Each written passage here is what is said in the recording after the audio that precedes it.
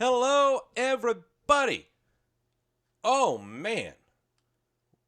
Are you guys still kind of super riding high on this Royal Rumble high? I know I sure am.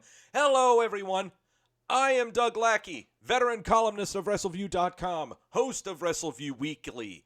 And it is January the 26th, 2020, and you are watching the recap of what was a very, very fun and eventful Royal Rumble pay-per-view, the first pay-per-view of the WWE schedule for 2020. Oh, man. Got a lot of stuff to talk about on this show. But first, of course, I am not here by myself because, as always, I am joined by the effervescent editor-in-chief of Wrestleview.com, the man who recapped the show on Wrestleview.com for all of you plebes. It is the Mike Tedesco, Mr. Mike. The Mike Tedesco. Yes, hello, Douglas. Yes, Good yes, to see yes. you. Man, oh man, you are damn right. This was a very, very fun show. After the news that came out today, that happened a few hours before the Royal Rumble went on the air about the death of Kobe Bryant, which hit me like just an absolute straight punch to the gut. Just unbelievable that even happened. I was like, I needed something to escape from this, Right. and just refocus, and especially because I got a big week coming up anyway. And wow, this Royal Rumble turned me around big time. I'm kind of right there with you because I broke it down. Man, I broke the news of the unfortunate passing of Kobe Bryant live on the show that I did this afternoon for Wrestleview Weekly. And don't get me wrong, it's incredibly difficult to go into breaking news while I'm doing my show. But when it's incredibly important breaking news like that has unfortunately nothing to do with professional wrestling, but everyone cares, it's incredibly awkward, you know, and you don't really know how to forge past it. And you're absolutely right that we needed something like this, the Royal Rumble, to just take our minds off of it. Oh yeah, and that's it. Kind of reminded me tonight, like, you know, I mean, of course, it's a good show, and Royal Rumble is like every single thing that's great about WWE on steroids, you know. But it just reminds me of why I continue to watch the genre, why I, you know, dedicate parts of my life to covering it, Right? and why, you know, like, why at 32? Because I was out last night, and a couple people were still asking me, like, hey, why do you still watch that? And I'm like, you know, it's just fun. I said, I don't know, like some people grow out of things as they age, and this is just one thing I never grew out of. And tonight I would feel very comfortable watching this show with those same people and saying to them, that's why. Yeah. That's so watch. Yeah. Got to start before we go over give you the quick results before you do that. Gotta say hi to everybody. Yeah, I got to say hi to everyone. So we got to say hi to everyone. But if you are in the chat room right now, you say wee. If you're not in the chat room, there's not a goddamn thing I can do about that. Everyone go nuts in the chat room. Come on, do it. You know you want to. I see Nafisa Dot. We got to talk about his picks for darn sure. I saw Quentin, Gresh, Mickey, Lewis, Daniel, Ed. I don't know an Ed. There's Ebony. There's Roy. Roy's in the chat room. I saw Trevor. Big Goosey is in the chat room. Billy Hefner. I almost called him Billy Heifer once. I didn't mean to do that. Seriously, I'm sorry. Anthony Yoki is in there. Ronnie. This isn't where I parked my car. No, it isn't.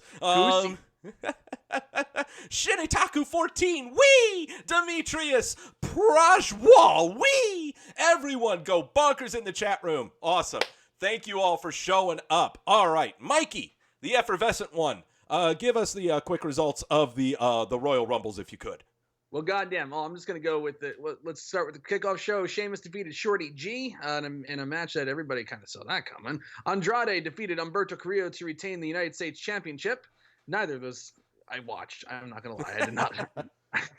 I think I saw like one clip of Sheamus bro kicking Shorty G, and then I went back to playing MLB The Show.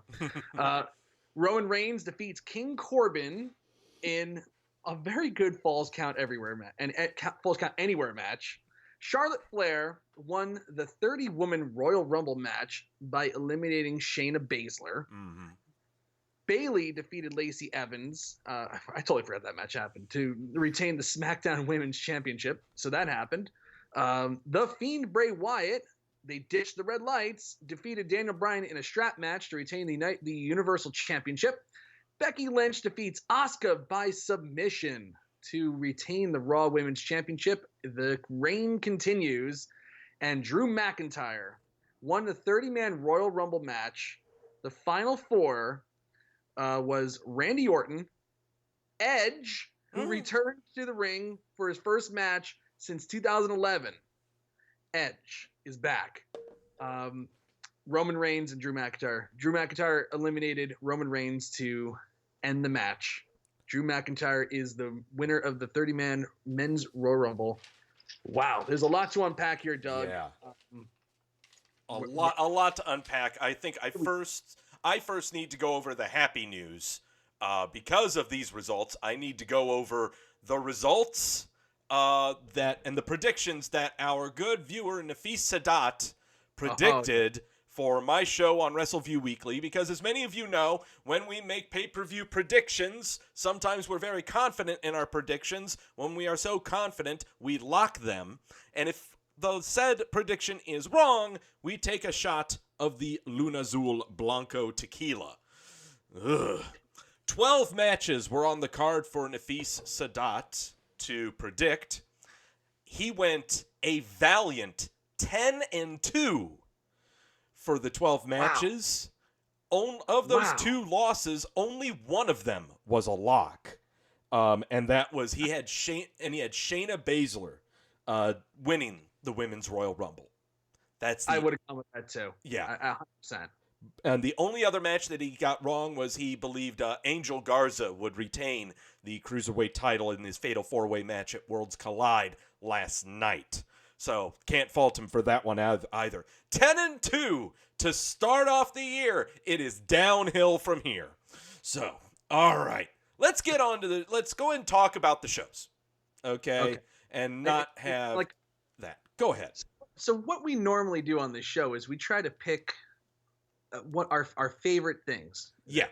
I don't know if I could do that tonight, Doug. I don't know. I hear you, because usually I want to start off talking about this show with, first off, as professional wrestling fans, whether you've been watching it for 2 weeks or you've been watching it for over 35 years, and I hope I've covered all of the range here of everyone who's in the chat room and possibly watching right now. The number one thing we look for as professional wrestling fans, we're watching any show, regardless of what medium it's on, we want the unexpected. We want to be surprised, okay? It's not always about seeing fantastic moves in the ring or someone saying something really funny on a microphone. It is the unexpected happening. This show had the unexpected, not just in the one match in Royal Rumble with Edge's return, but the show had so much unexpected that you would felt fine with.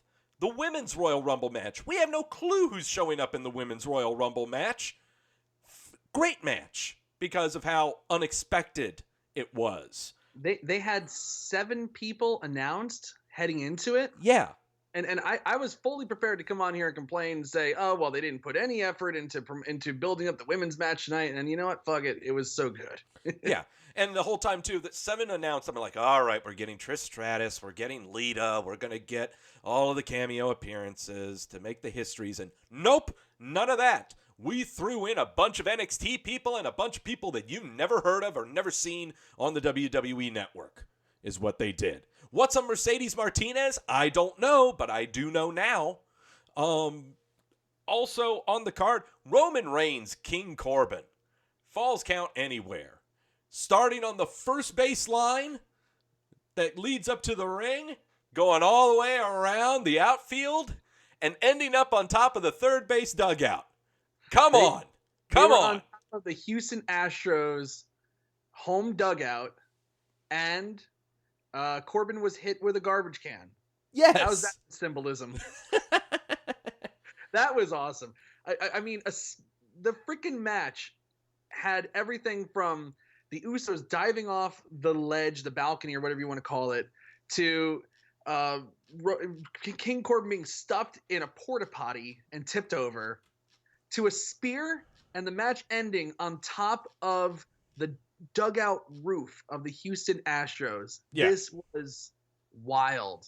It was like, it was dumb fun. It wasn't like there was any, it wasn't like, 15,000 light tubes and all this violence and we need to have a bed of barbed wire and all. They had a safe, relatively safe, I guess you could say, Falls Count Anywhere match that got the entire crowd engaged. It got the crowd involved a lot. They fought all over. I mean, this is a big park. This is Minute Maid Park. Yeah. And they utilized every inch of that space so that if you bought a ticket in the outfield and they're kind of set up, I guess, in the middle of the outfield or whatever, like you got a good view in this match. Everybody got something in this. And the crowd, usually crowds die when they start going into the crowd and, you can't really see anything. They were loving every moment of this because they went everywhere. They utilized the entire space. If you think about the entire park as a stage, they utilized every inch of that stage, and this was just a lot of fun. It was a hot way to kick off the show. Not the greatest match you'll ever see in your life. No. But you know what? Safe. This is as tops as it gets. And I've got to say this. I want to say that after last year's WrestleMania of Shane McMahon versus The Miz, where they had a Falls Count Anywhere match going all around Giants football stadium. Okay. I think the WWE learned a lesson after that. I was there. Okay. I mean, you were there, but there. Was it... I'm comparing this match to that match in that this match seemed to utilize their space way better than the space 100%. That they had to work with at WrestleMania last year. Well, I can tell you how the entire layout of the match was they fought into the crowd and they just went straight to the platform, and that was pretty much it. Here there was like no platform, nothing you need to be slammed off of into and this and that. They started off, I would say, probably on the third base side, wound up on first base side or whatever. Every inch was used. It was much better than that WrestleMania match. And I thought that WrestleMania match was pretty good. But again, they weren't moving around. Like how about this? The Falls Count Anywhere match, which is kind of like a forgotten classic from Extreme Rules with Bobby Lashley and Braun Strowman. I was inches away from that spear off the balcony, but they started off on the other side of the arena and wound up over by us. And we were on the complete opposite side where they started off from, and the crowd was losing their minds because, again, they utilized all the space. Yeah. You would think it's impossible in Minute Maid Park, a giant baseball stadium, to do that, but they managed to do it. And I cannot wait. I think this is now the trend with every Royal Rumble that they're going to have these at baseball parks, is what it's looking like. Because we had it last year, we've had it again this year, and it just seems to fit this pay-per-view so perfectly, and not just because of this Falls Count Anywhere match, but just when it also comes to the entrances for everyone going into the Rumble match. Yeah. And what's more is, this time of year, baseball diamonds are cheap to lease. There is some money to be made by the WWE here using these baseball parks. Especially in the warmer climates, so Royal Rumble could very well become a West Coast themed pay-per-view, because they did Chase Field last year, which was in Phoenix. Now they're in Houston, another warm spot close to the equator. I'm trying to think where they could go next year. Maybe they would do like Miami. Maybe do it with the Marlins at Park. It works a lot better with the domes, just because WWE's learned never do West Coast shows outdoors. Okay, it's too hot. Well, it's not just too hot, but also the daylight, and you do not get a lot of into night. And Well, so that was the problem with WrestleMania 31. yeah. So Levi Stadium. yeah. So this, I want to say parks that I would be looking at, Toronto. They could go to Toronto for Royal Rumble. Yep. I'm looking at domed parks is what I'm thinking of. Marlin Park in Miami. Yep, Marlins Park. Let me see. Atlanta, not Atlanta. No, Atlanta's outdoors now. Texas is going to have a brand new dome. Yes, they are. Yeah, they need it so desperately. Yeah, Rangers are having a brand new dome. Think of other dome parks. Is Target Field's not domed? No, it is not. No, Target Field is not domed. That's out. So right now, Andrew's saying in the chat room, the rumor for next year is Seattle. I'll buy that. Absolutely. Return to the site of WrestleMania. Which one was that? WrestleMania 19. Yeah, I think that was 19. Yeah, over at Safeco. Yeah, that was the one. Hey, maybe Lesnar could try a shooting star press there next year. That'd be actually what a great callback that would be. Oh, that'd be awesome. That'd be great. But all right, to this show though, okay, the unexpected everywhere. I really have no clue where to start, but I think it's always best to start with where we ended, and that's the main event, the men's Royal Rumble match. I'm sorry, Doug. No, go ahead. Okay. I'm going to say, for my money, this, by far, is the best Royal Rumble I've ever watched live. Just from a storytelling aspect. Just from a storytelling perspective, I think this is probably one of the most perfectly laid out Royal Rumbles I've ever seen. Mm-hmm. 2 Rumbles. You had Brock Lesnar for the first 15, entrances, dominating, and then it turned into the Drew McIntyre show, and that set up the second half of the Royal Rumble. It was so well done. I couldn't believe what I was watching. Maybe I loved it so much because it was just so damn easy to recap. It's like Lesnar eliminates somebody, and he's just standing around. Fucking A, perfect. I can do this for an hour, no problem. Yeah, sure. But there was so many great spots. Like I'm thinking of the spot with Lesnar jumping off of Big E's back and hitting Kingston with the clothesline. I'm thinking of chasing Elias. I'm thinking of him dancing to MVP's music. That just a lot of fun. There was so much fun to be had in those first 15 minutes. And it's like, for those people that complain about Brock and, he doesn't like to work and he's not entertaining and why do they pay him all this money? This is why.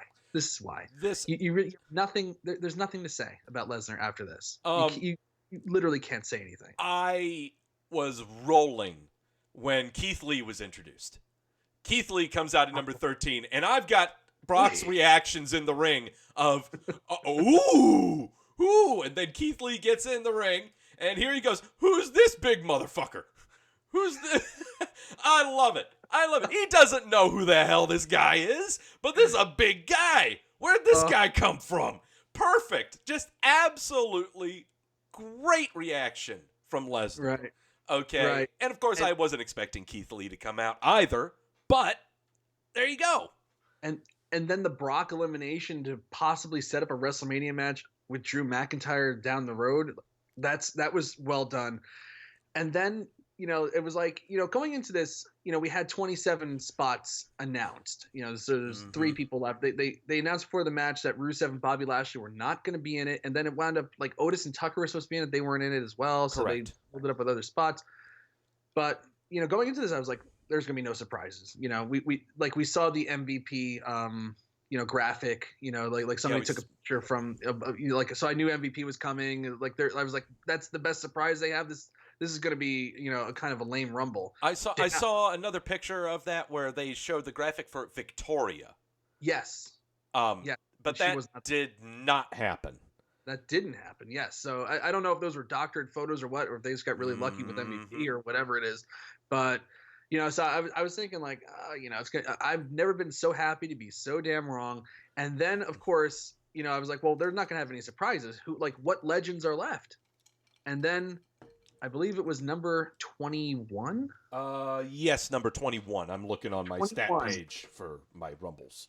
Edge Adam Copeland makes his return, and it had been rumored forever and denied. And I'm thinking back to a couple years ago when the Authority was on Raw, and they had Edge in the ring, and Triple H was saying to him, "Oh, you never drew big, huh?" And they were getting ready to stomp him, and like he could do no physicality, couldn't even take a bump, couldn't push nothing. And to go from that, where they were terrified to touch this guy because of the neck issue, to him coming back just a few short years later, what a turnaround! What an amazing comeback! What a great story on a day like today, where you're looking for something to feel good. Look no further than entrant number 21, the 2020 Men's Royal Rumble, Edge. To me, an all-time great. I've always liked Edge. When I first started recapping, Edge was running wild on SmackDown, loving on Vicky Guerrero, licking her face and all that stuff. And I loved recapping that show every week. I cut my teeth in recapping with Edge, so to speak. I don't know what the fuck that means, but whatever. It's special to me. I don't care if it doesn't make sense to anybody else. But man, like what a feel-good story. You know he's one of the genuine, true good guys of wrestling. Just like a Daniel Bryan, where you're like so happy that guy could come back and just do what he loves. Edge in his 40s coming back, looks great, looked ripped. Man, oh man, the pop he got, that just sent me over. Edge sent me over. Triple fusion. How about that? The Edge, you like that? Yeah, triple fusion neck surgery. Right. Is what this cat went through. Okay. A long time ago had this surgery. In fact, I believe it was it was right during his retirement that they said, this is what you'll need. You will not be able to go again. Okay? Right. It was spinal stenosis was the initial, but the surgery was laid out for what he could do.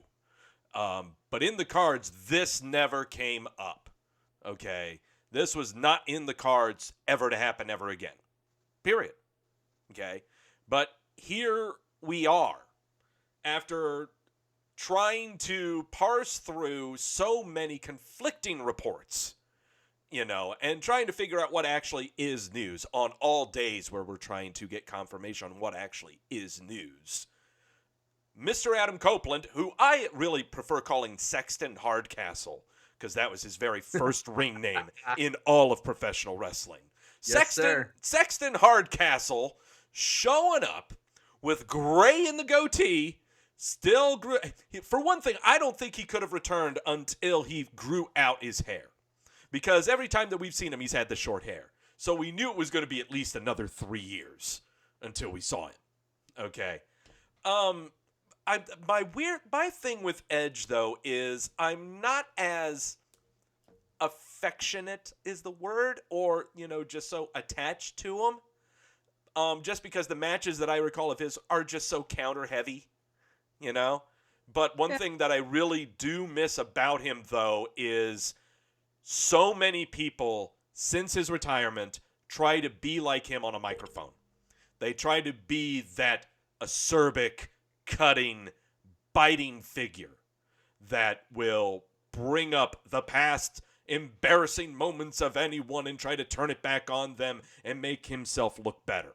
We've seen everyone do it. The Miz, Dolph Ziggler, Seth Rollins. Dean Ambrose is no longer with us. Take your pick. Every act has tried to do this. But Edge does it. The delivery is so good. But we're not talking about him on a microphone today. He never picked up a microphone today. He was in the ring spearing people after having triple fusion neck surgery. This reminds me of when Daniel Bryan came back, and every single time Daniel Bryan did anything, you were wincing, hoping that he wasn't going to die in the ring and his feces would cover the mat. You were praying that he would be okay. Every spear that he launched, I was praying that he would still be able to walk following it.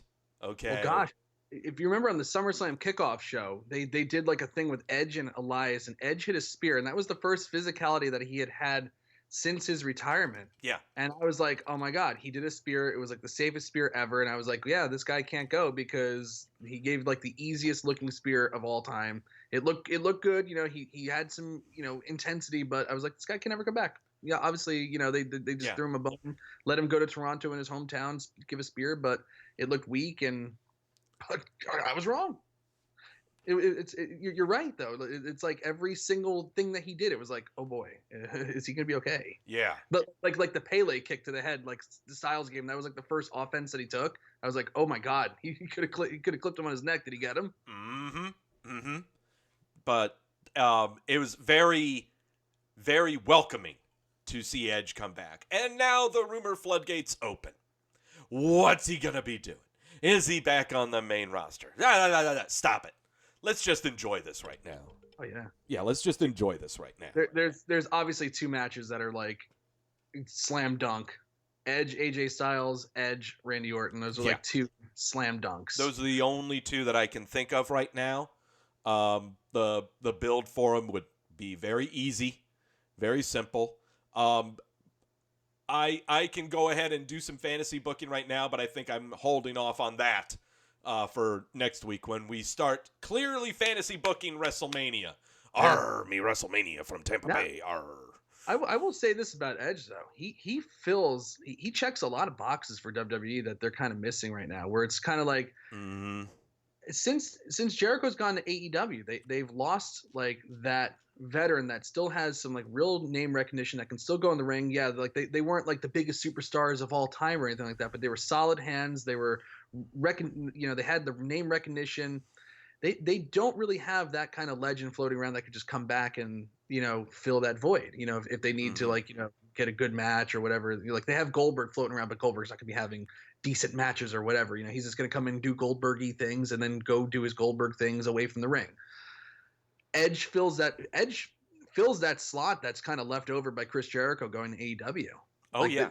This is actually a very big deal for WWE. This is a major get. This is like a major signing that really wasn't a signing. It's just like, God, thank God he can come back and do his thing and do it. But we can easily, and that's why I bring up Daniel Bryan again, because I think that's the return and the void that's easy to compare it to. When Daniel Bryan came back, there was a humongous void that was missing from baby faces. But then he would switch heel very quickly on us and become Captain Planet.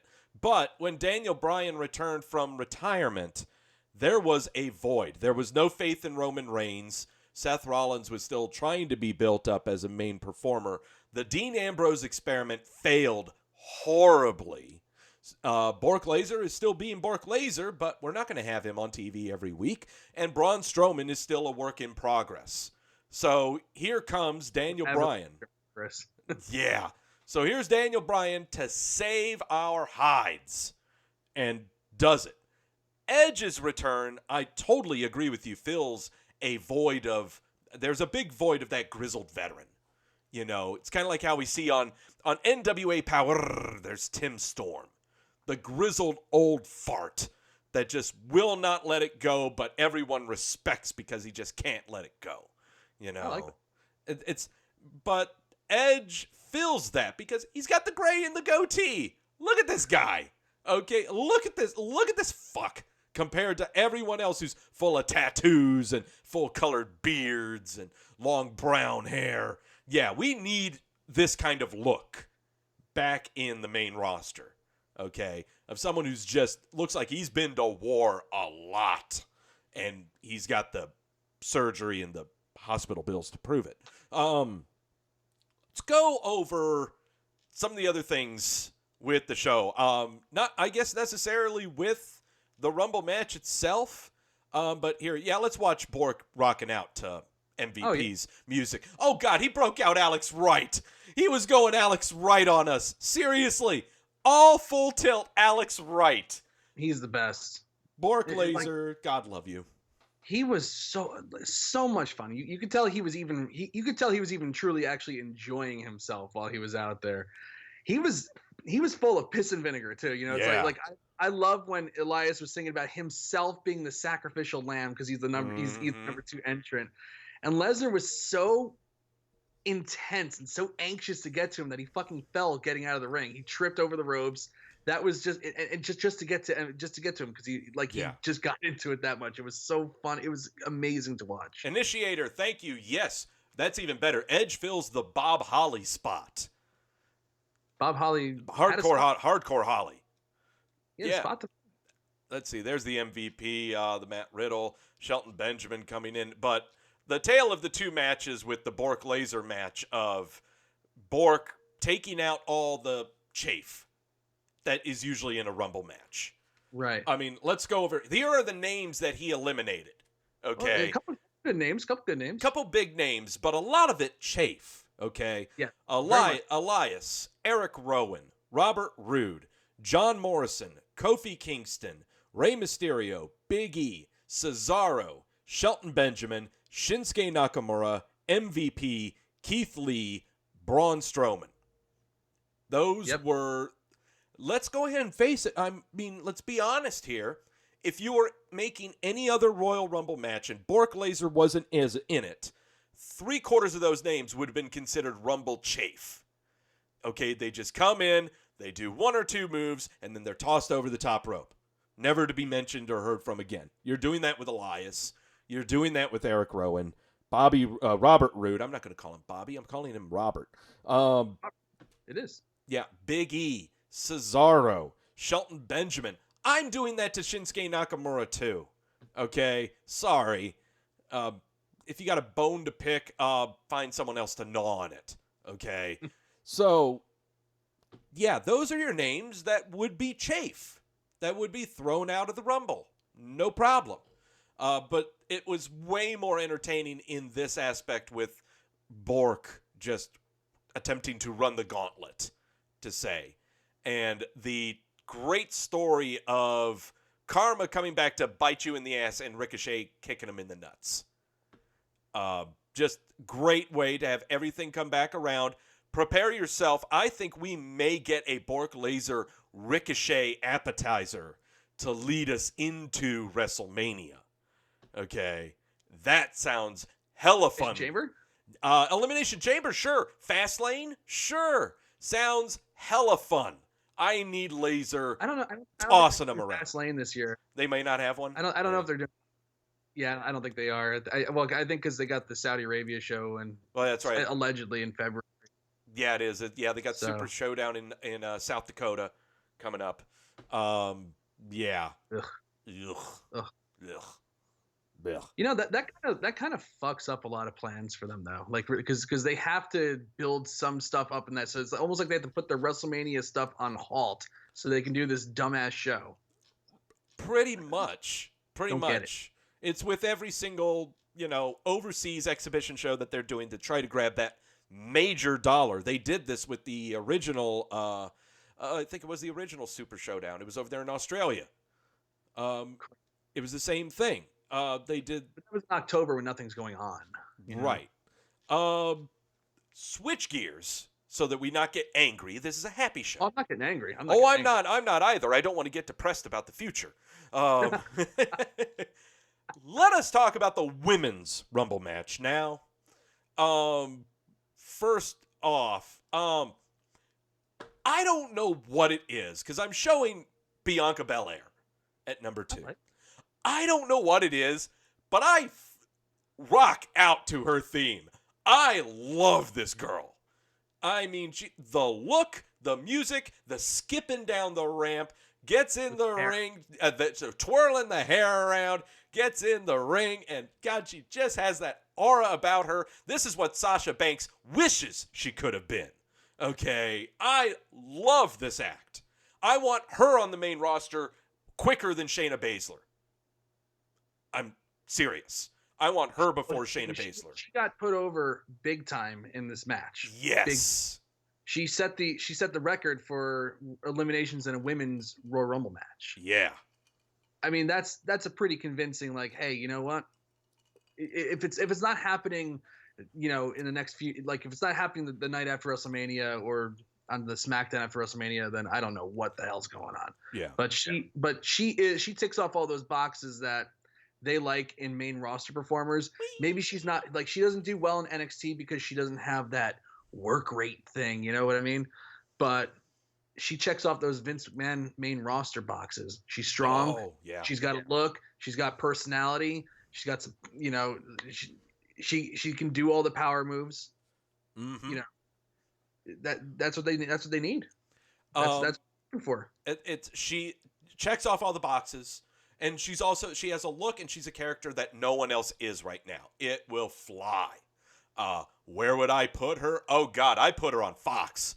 I put her on Friday nights. Okay. You want her on Friday night. Absolutely.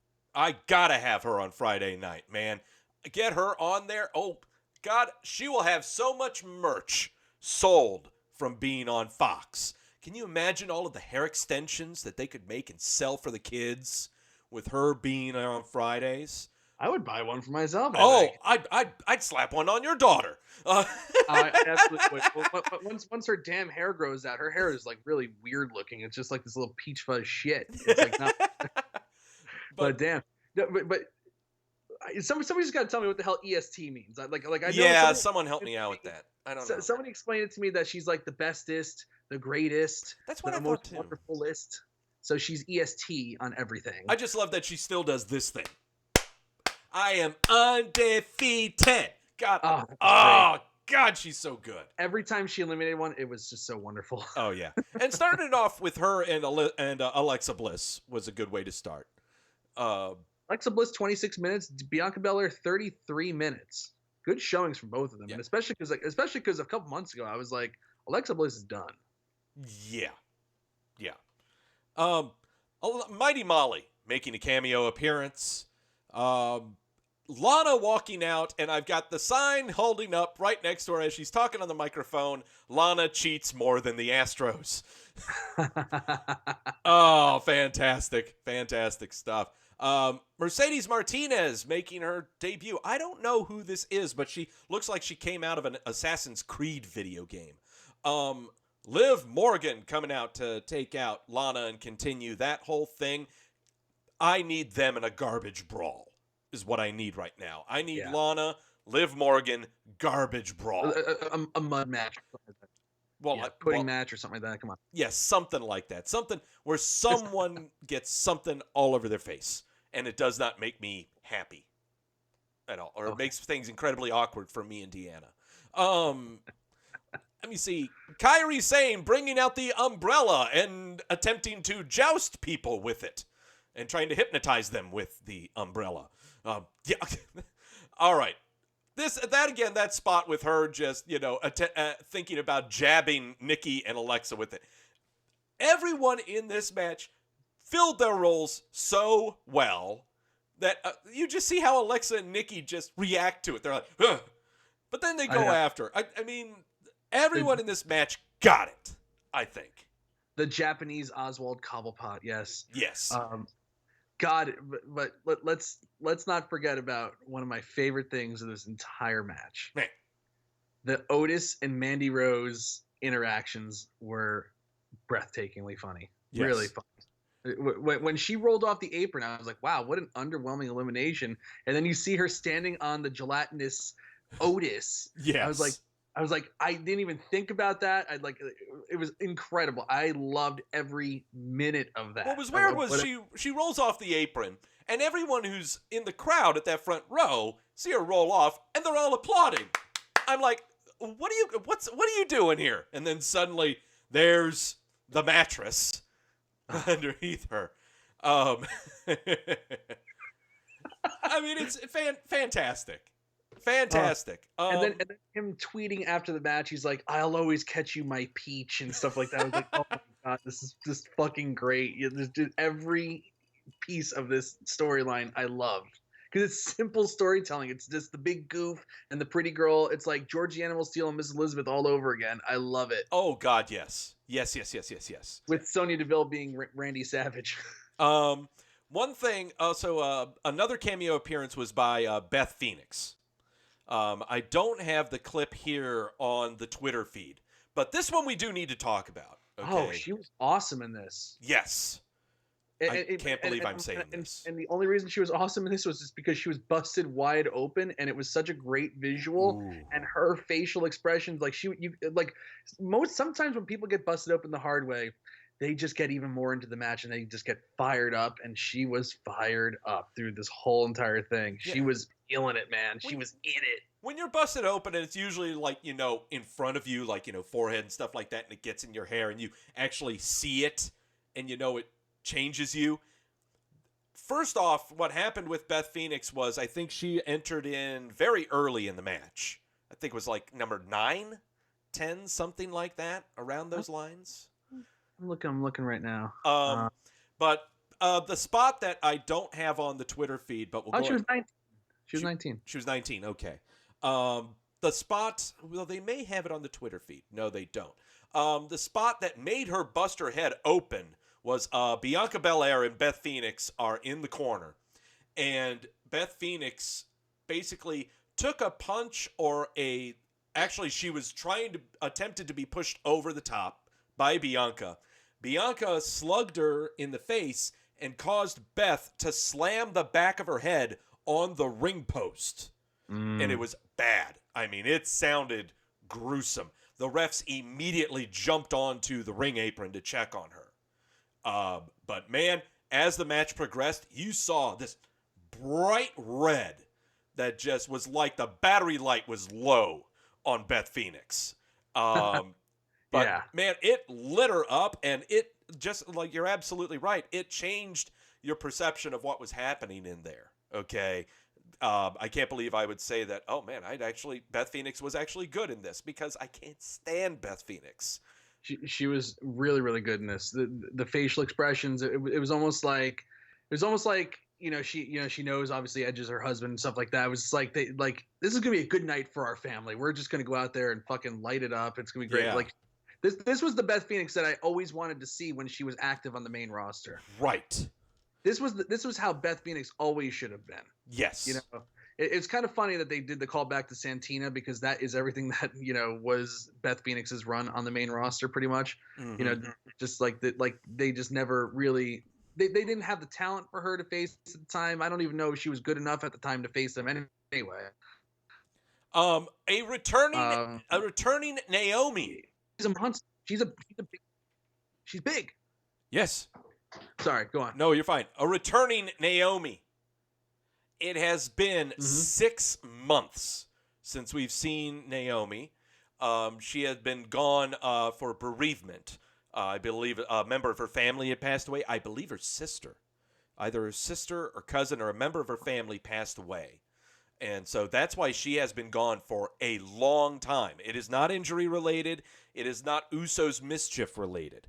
And so to see her back, I love this look. Thank God for that hair. Naomi, that afro, don't change it, hun. That is magnificent stuff right there.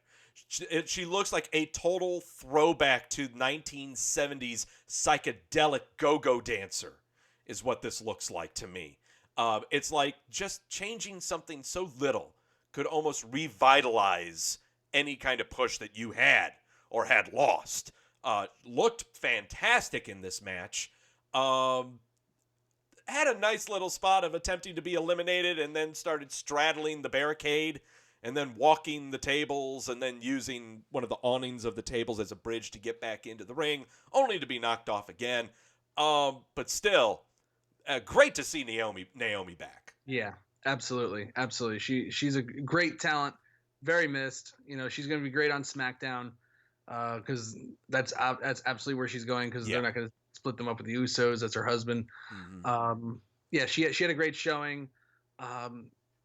Shayna Baszler had a good showing as well. I thought that was a great, because it's got to be, it's got to be, Shayna's next stop is main roster. There's really nowhere else for her to go, but to the main roster.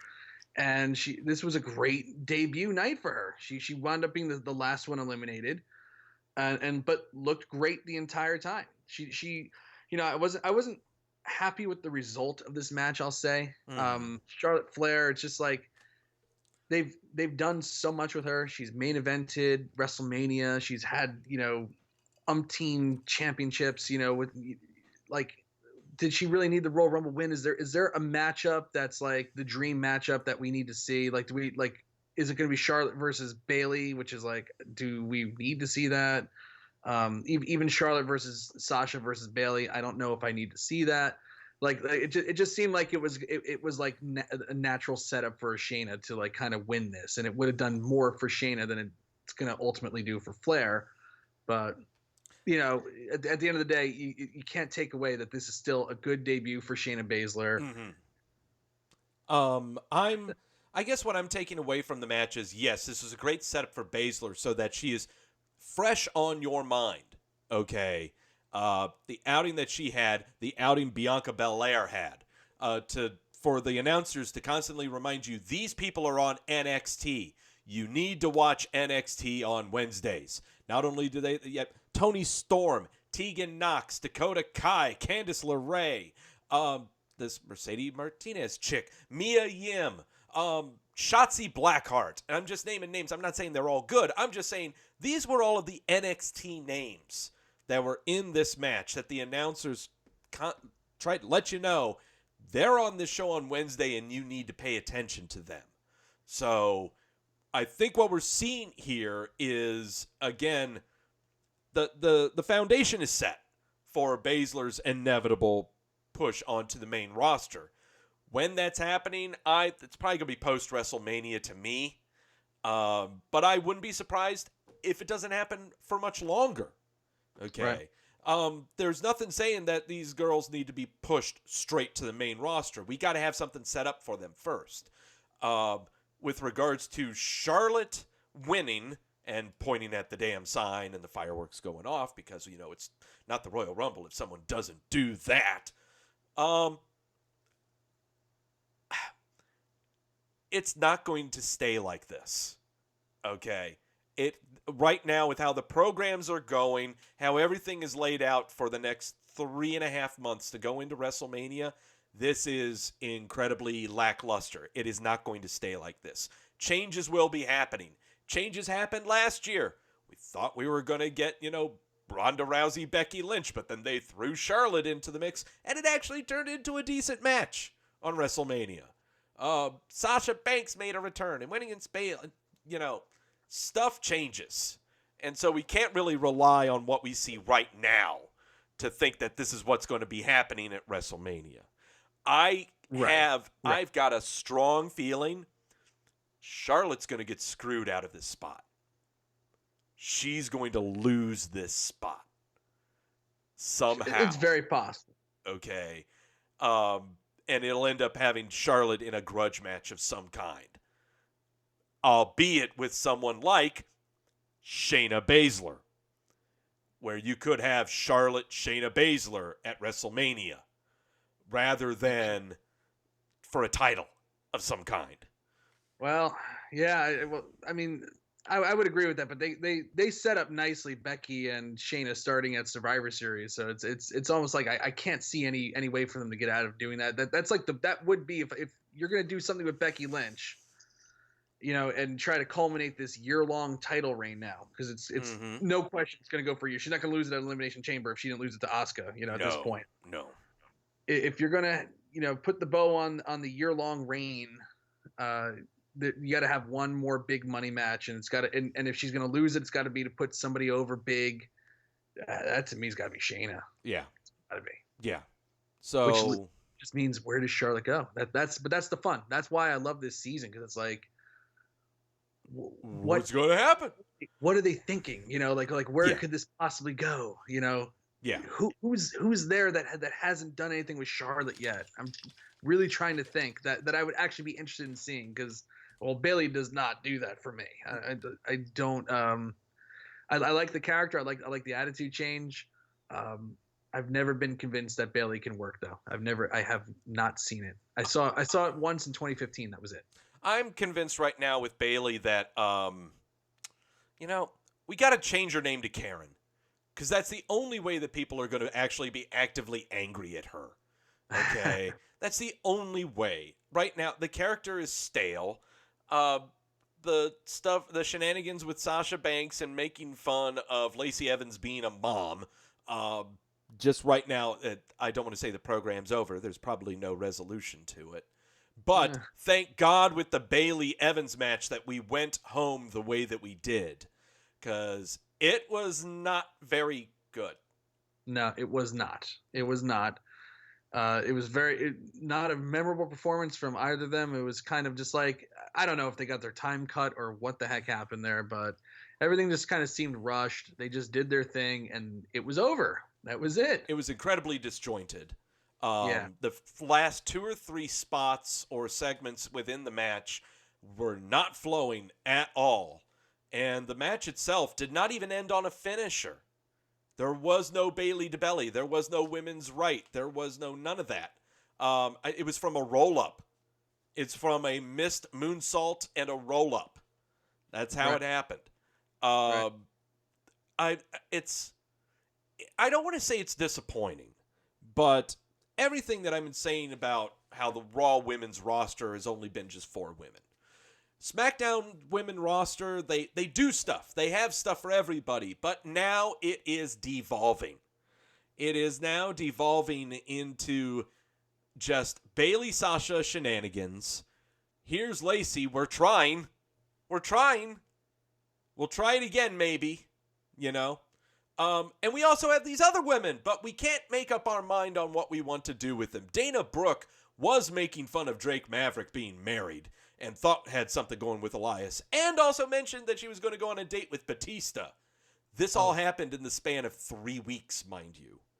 Right. She's only been on television in a match twice in the past 3 months. Not too good. Carmella, we're trying to figure out what's going on with Carmella right now.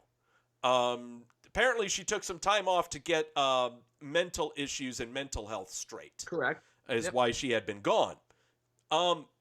Welcome back, Carmella. What you do?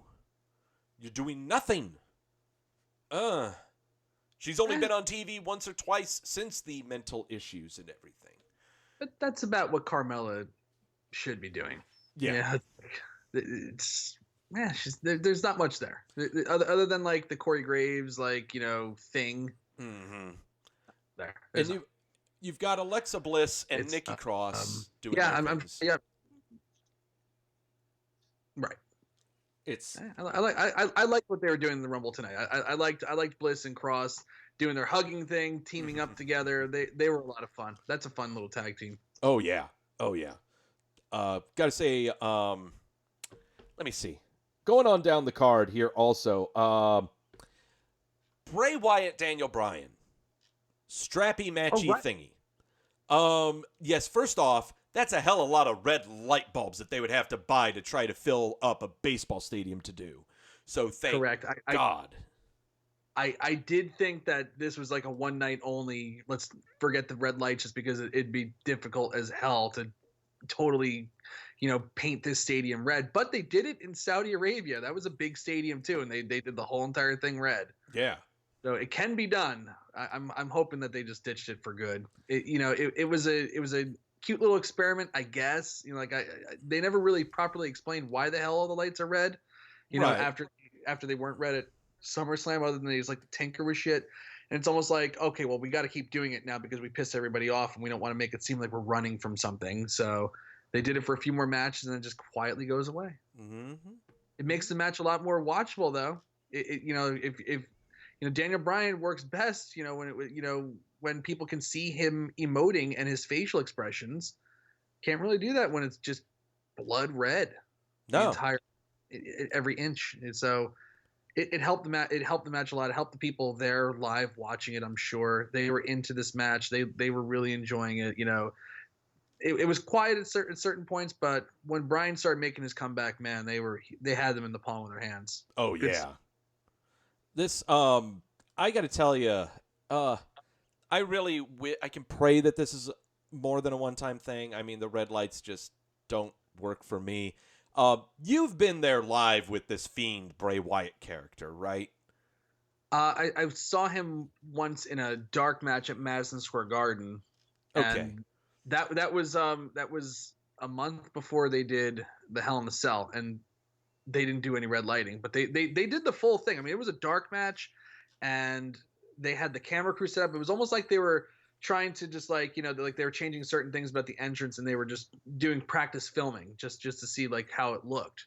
Right. So it was kind of weird because I'd never seen a dark match where they like were videotaping like it was a TV production.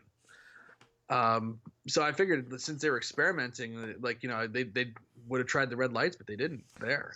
And I guess my thing is, I've seen it once live when they had the Clash of Champions pay-per-view here in Charlotte last October. Right, and it's not as much, he only did a run-in. He didn't have a match. He was doing a run-in to end the show. But what I find most displeasuring or horrible about the Bray Wyatt the Fiend production and all is that high-pitched squeal that happens after he's done with a match. They did that at Madison Square Garden. That was painful. It is painful. Seriously, there is nothing fun about it. There is nothing enjoyable about it. And I'm not saying because, oh God, I hate the character and I've been sold. No, it's horrible. Okay? It's really bad. It's uncomfortable. It's supposed to be like a scary thing, and it was like the only thing I was scared of was like, God damn, my eardrum's gonna burst right now. It was terrible. I was afraid that Wyatt is going to win this match at Minute Maid Park. Can you imagine how loud that would be in that baseball park? Oh God! Almost as loud as the garbage cans being banged on, man. Yeah. Oh yeah, Jesus Christ! It's gonna give the Astros any more ideas. Jesus. I gotta say, my former broadcast partner Greg McNeish, and we used to do Wrestleview Telemundo together, had a great comment today. He said, "I hope that the WWE fans are protecting their signs that they're bringing to the park today, because I hear there's a lot of sign stealing at Minute Maid Park." That's a good one. That's a good one. God, baseball funds, baseball cheating people. Ha ha ha. Love it. Well, I don't love it because it was against my Yankees, so goddamn. I don't like it because they beat my Indians. There you go. They beat everybody, those bastards. Fuck them. Fuck them. Okay. Asuka, Becky Lynch. Speaking of fuck them. Here, I first want to lead this match into not really a critique. I know I'm going to sound weird for saying this. I think this is one of Jerry Lawler's best jobs in commentating was for this match, because he kept hearkening to the past of there's always that one person that you have a rival and you can't get it past them because they get in your head. Like for me, it was Bret Hart. And throughout this entire match, he is saying parts of, gosh, there's Becky Lynch. God, she's got to be so frustrated. And that just eats away at your mind. And he's going like, it's just something as simple as you just do one regular move. And you may not beat him, but it eats you more because this is your rival. And he kept digging into that throughout this match. I did not expect that from Jerry Lawler. Lawler is renewed as a commentator since coming back, especially now that they moved to the two-man booth. They quietly got rid of that third man. Yes. Which I love. My question is tonight, though, where the hell was Vic Joseph? They had Tom Phillips on commentary. Tom Phillips has been everywhere this week. I know. First off, he had been with NXT UK alongside Nigel McGuinness covering that. He covered the Blackpool 2 pay-per-view. Worlds Collide covered that. And now he's covering on the Raw side on here, which I got to be honest, keep it that way. Tom Phillips is great. Okay, he doesn't have the incredible amount of repetition that Michael Cole has, but he sounds way more organic to me. Yes. I was enjoying the back and forth with Vic Joseph and Jerry Lawler. I thought there was, but at the same time, I really felt like when they changed the commentary teams around, I thought that Tom Phillips got hosed big time because he was great on SmackDown and USA. And I was like, God, wow, what an unfair thing. It's like, it's one thing to take Byron Saxton off of TV. It's another thing to take Tom Phillips off TV, for Christ's sake. It's like one is completely fine, and completely warranted. Mm-hmm. And the other one is like, poor Tom. I mean, I don't know what, when the contract happened and Fox heads on to get SmackDown. God, Phillips got hosed. His chemistry with Corey Graves and Byron Saxton was nothing short of magical. I mean, that was a fantastic announcing team. But now here we go. The Moneymakers got SmackDown, so we've got to put the flagship guys on that show now. But what was wrong with not keeping Phillips and sending him and Saxton on over to Raw? Yeah. So, but again, that's in the past. And so now we are back to potentially Tom Phillips and Jerry Lawler on Raw. I can live with that. I mean, I can live with that. Jerry Lawler is just he's on again. It's like he just is completely rejuvenated as a commentator. He's got his groove. He's kind of like playing pseudo heel at times. He's telling his jokes again. He sounds sharp. It's really nice. It's pretty cool. I like how he still tells the dad jokes, but they are kept to a minimum. Not like they were like 20 years ago or anything like that. But they're actually funny. Like Jerry Lawler really like makes those Bobby Lashley and Lana segments. Oh yeah. Like I was crying when they were doing the wedding and he just goes, "Oh man, I cried at all 3 of my weddings." It was just like little quips like that were just so great. It's like I remember telling my second wife that I loved her the first time, like whatever. It's like just little things anecdotes that he has. Like I was like, God, this is like the classic Jerry Lawler, the stuff that I used to love. Like when he would go at Howard Finkel and say, "Oh man, Finkel, last time I saw something like you, I flushed it." Like good stuff. I think he does, but also to me, he does confused old man better than JR does on AEW. JR legitimately is a confused old man. He is legitimately confused old man, but Jerry Lawler makes it a little more fun. There's a lot of times that there's stuff going on and Lawler is seriously going, what's going on? What is happening here? Why did that happen? What did he just do? Stuff like that. It's not like Heenan levels of being left in the dark on Monday Night Nitro, but it's just, old man seeing young people do things and like, I have no idea what's happening. Yep. But into this Asuka Becky Lynch match, which told really good story about Becky Lynch finally, overcoming the demon in her head. Great. So what do we do now? Right. We have. That was my question. I was watching this match, and as it was starting, I was like, you know what? Becky should lose tonight. Tonight's the night, and have chase into WrestleMania, and then finally get the big win over Asuka. I mean, I wasn't a huge fan of the build of it. I thought that Becky did a lot of overacting at certain points, and it was just okay. Mm-hmm. But once this match got going, and Asuka was just on fire through this. Becky seemed like again, talk about somebody being rejuvenated. This is the best Becky I've seen since October. I would say. Yeah. She's been on autopilot for a little while for whatever reason. You can try to think of reasons why.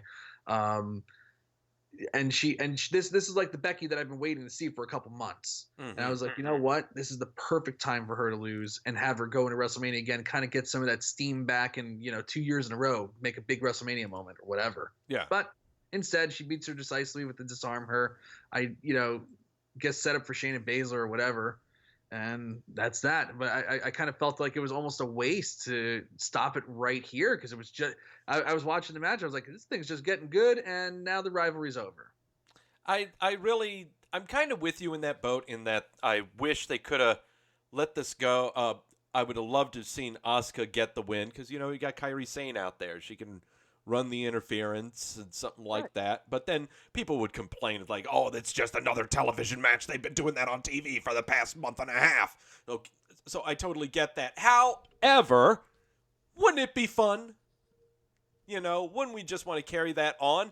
Hey, that sounds like something to where you could throw Charlotte Flair into the mix again, since all 4 of these people have beef with all of each other.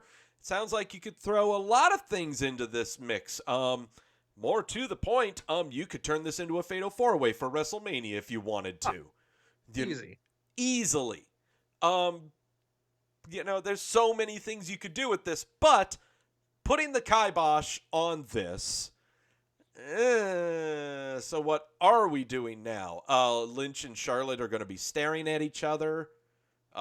We need the Iconics to come back from Australia and trying to help with forest fires. We need something to happen to the tag titles. There's got to be a reason why they got those. There's a lot of stuff. They could be going to SmackDown in a little while because they can cross brands because they're tag team champions. So it's true. We could use another Bliss Cross, Asuka Kairi Sane match. Well, that would make sense as to why they're keeping them as a tag team as well. That and maybe do Mandy Rose and Sonya Deville now that we've got actual entertainment injected into this team with Otis. Oh, God, okay. I'm starting to think that's what may be happening here. Try not to fantasy book too much on the show. That's supposed to be on another show. Okay. Right. Okay. I need to try to find out any other thoughts on the show that we left out. I'm trying to think myself. Just looking through just doing a quick scroll through my wonderful recap here. You know words. I know. I know things. I just do. I know words. Yeah. You know what? At the end, just putting a bow on it. It was just a great escape. It was a lot of fun to watch the show tonight. It was just, even though you had that Bayley Lacey Evans match, it's whatever. Who gives a shit? It was what it was. It's just there.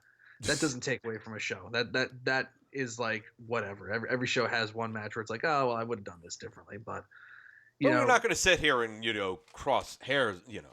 Not going to light our hair on fire or anything because of it. I'm not going to be crossing hairs because they ended the Becky Lynch and Asuka thing, sooner than I would have wanted it to. And the only reason I wanted it to continue on is because I was enjoying it. Yeah. So that's not a bad thing. That whatever way they went is fine because we got a good match tonight. I would have loved it if it continued on. They did some more, but whatever. The 2 Royal Rumble matches were really, really good. Mm-hmm. Charlotte Flair wins. I would like Shayna to win, but who cares? It was still fun. I still had a blast watching that. The men's Royal Rumble match, probably one of the best Royal Rumble matches that I've personally ever seen. And I would put it right up there with 1992. I did not watch 1992 live because I was only like 5 years old. Yeah. But you watch it and understand this is the best Royal Rumble. That's the one that you measure everything else against. And for me at least that's what I do. I don't know if I'm seen right now because of my connection, but yeah. But yeah, this for me it's like 1992 and this one. For me, it's so difficult for me because I cannot say this is the best Royal Rumble or what's the worst one because I have seen every single one live. I mean, not there live, but I've watched every single one of them. The very first one on the USA Network that Hacksaw Jim Duggan won, I remember vividly. And it was when they introduced that and said, now they're going to have the pay-per-view. Oh, that's when the whole, having everyone over for Royal Rumble started. Was this. The Royal Rumble is my numero uno, number one favorite show of all of wrestling. I can do without WrestleMania. I can do without this is the show for me. Because, again, it encapsulates everything we love about professional wrestling. The unexpected, Right. It never lets you down. Never lets you down. You're always guessing who's coming out next. It's the big mystery. It's like there's some WrestleManias you go in, you can just kind of guess the finish of almost every single match. You just kind of know where it's going, and maybe they'll throw in one match that ends with the heel winning just to throw you off a little bit. But so sometimes there's not a lot of mystery there at all. Every year the Royal Rumble is a big question mark, a big mystery. Who's winning? You think you know it, and then that guy gets eliminated. Halfway through, it's like, well, where are they going now? Yeah, it's always fun. Always delivers. Always. And I think that makes it without question. Would we give this a thumbs up or a thumbs down? Oh, it's getting a big fat thumbs up. That's for sure. So what does everyone say? What does the Twitter say? 88.9% giving it a thumbs up out of the 207 votes. There are 10 hours left. Why did at least 20 people give this a thumbs down? Please, help me out here. Help me. It's like who's the one vote that didn't give Derek Jeter the unanimous entry into the Hall of Fame? Who? It's like It's like who is that person that just doesn't like fun? I guess. Yeah, seriously. Who is it? Who was it? What is it about this show that you just gave it a thumbs down to? Was it because you were expecting Phil Brooks to show up in the Rumble? I hope not. Was it because Cain Velasquez didn't show up in the Rumble and you thought that this was going to happen between him and Bork again? Was it because Tyson Fury didn't show up in the Rumble? It's to me, it's just got to be, there is a subsection of fans out there that will, no matter what, WWE could do everything right. Like I see it especially on Wednesday nights when it's like you cannot go wrong on Wednesday night. No. Both shows are great, and it doesn't matter which one you watch live, you're gonna watch both. Yeah. But there's always those people that will comment on the recaps, like before the show even starts. They go boring card immediately. It's like, what the fuck? You didn't even watch the show yet. It's like they'll just hate anything WWE. They'll just hate anything WWE. Oh yeah. I think the doesn't one matter what happens, they just hate it. The one trend I'm really loving the most right now on social media and with wrestling fans is ever since Christmas time, and we had the fantabulous Dark Order punch botch on AEW, where the guy is punching nothing. Ever since then, it has been up to the wrestling community that adores AEW and demands that AEW can never do no wrong. They will now show, the people will gif any botch that they find on the WWE and go, hey, see, they botched too. They botched too. Not to the level that you guys are. Okay. Your botch was on camera for 4 full seconds. Hard camera. I love it. I love how, you're absolutely right. To some, they can never do wrong, and everyone else does even worse. Well, the thing is, WWE is an established brand. They also have, 7 hours just regularly of television to produce. Actually, 9 hours. Yeah. No, 7 hours. I think it's 7 or 8 hours, whatever it is, of television that they have to produce a week on an average basis. If they botch every now and then, they're an established brand. They have a lot of time where they didn't botch. Oh yeah. And don't get me, and the botches are not as bad. One show. And, right. And you get one shot, when you're doing live production, if you don't catch that immediately and just switch camera, it's like, what are we doing here? Yeah. And let's face facts, WWE has Bork Lazer dancing like Alex Wright. Okay. I'm sorry. Everyone loses by default. All right. WWE wins. Period. It's true. That's Period. True. Period. Bork Lazer dancing. Shut your face. Okay. We got to end the show before we get angry because this was a fun show. There's nothing to be angry about. It's a lot of fun. I'm angry because people hated it. Well, 10% did, Doug. Or right now it says 11.3%. Whatever. Idiots. That means that there's 11.3 idiots out there. That tells me we haven't solved the unemployment problem in our country yet. So it also says that we haven't closed the education gap as well. That is incredibly true. Randy in the chat room saying, watch Imperium Undisputed Era if you haven't from last night. Yes, I absolutely agree. Yes. In fact, watch everything that happened this weekend. Worlds Collide and this show. Okay? It's been a long time since we've brought up any conversation of, the NXT show was better than the WWE pay-per-view. Because, quite frankly, it's not even on our minds. And it shouldn't be on anyone else's minds, to tell you the truth, either. It's a weird thing because they're the same company. Yeah. So, WWE had a better show than WWE. That's weird. And there's Javier. What happened to CM Punk? He didn't show up. That's what happened. Who cares? Who cares? Enjoy life. When was it ever said that he was coming? Like my brother-in-law was here tonight and he was saying like, "Oh, do you think Phil Brooks is coming out tonight?" I'm like, "No. I haven't even heard of that. No." There's been no traction on that other than in the dream world. Yeah. What about Cain Velasquez, Doug? Where would you put him in your little fantasy rumble thingy? Nowhere. He's not even on the main roster. What are you talking about? He had a 2-minute match in South Dakota. What would make anybody want to see that again? There's nothing there. Nothing. Hey, look, if you want me to get in Cheeto Muncher phase and be angry about this show, here's where I'm angry. I wanted Walter. Why wasn't Walter in the Rumble? Come on.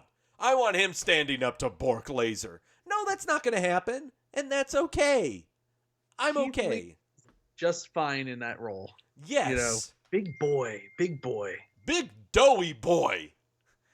Big doughy boy is flailing his hand around to imprint it on people's chests. Oh, God, it's so good. Okay. That's going to do it. That's going to do it for the show. Yeah. That's going to do it for the show. A lot of fun talking with you about it tonight, Doug. I enjoyed this. Oh, yes. Hey, Mikey, you got stuff to plug? You got stuff you want to talk about?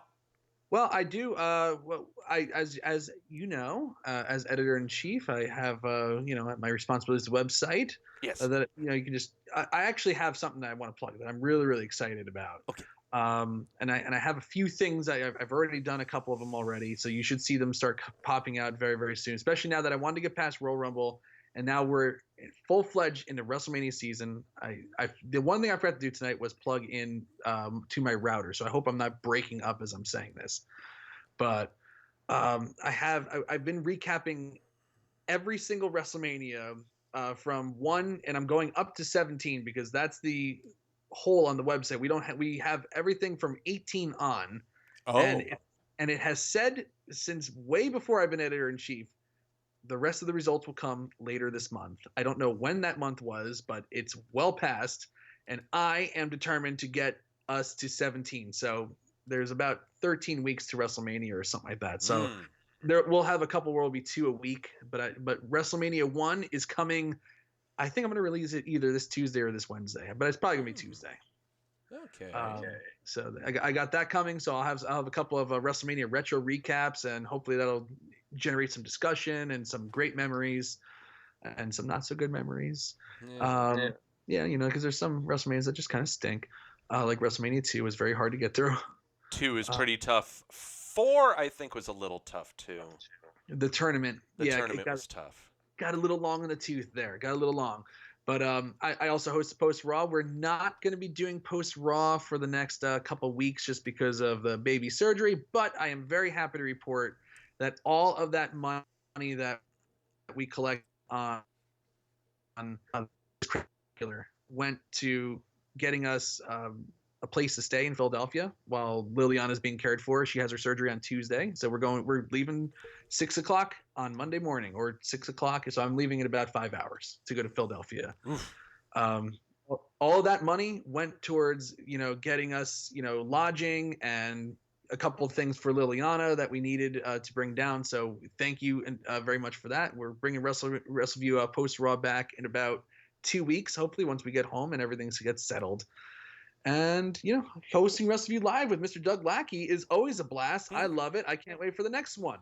Oh, the next one is going to be, it's not going to be the Super Showdown thingy. No, I guess it wouldn't. Everyone in the chat room, investigate when the actual legitimate next WWE pay-per-view is. Oh, that would be Elimination Chamber then. That's on March 8th, but I'm going to Elimination Chamber because it's in Philadelphia. Uh-oh. So I'm going to have to call in on that one. I'm flying solo? You mean we're not going to be with each other again until WrestleMania? Holy crap. Wow. I might have to bomb in on the Wrestleview Weekly if that's the case. Yeah, that's no problem. I'll probably bomb in on your show too. Sounds good. Yeah, that's not a problem there. Let me see. Things that I got to plug out of the way. Because of Mike and Victoria and the tiny human whose smile can destroy your soul. Seriously, Liliana. While they are having their Lily is having her surgery and everything, I will be recapping NXT on Wrestleview.com, so you can make fun of me for missing things and being slow all you want. I'm 40 years old, and you guys can fuck off.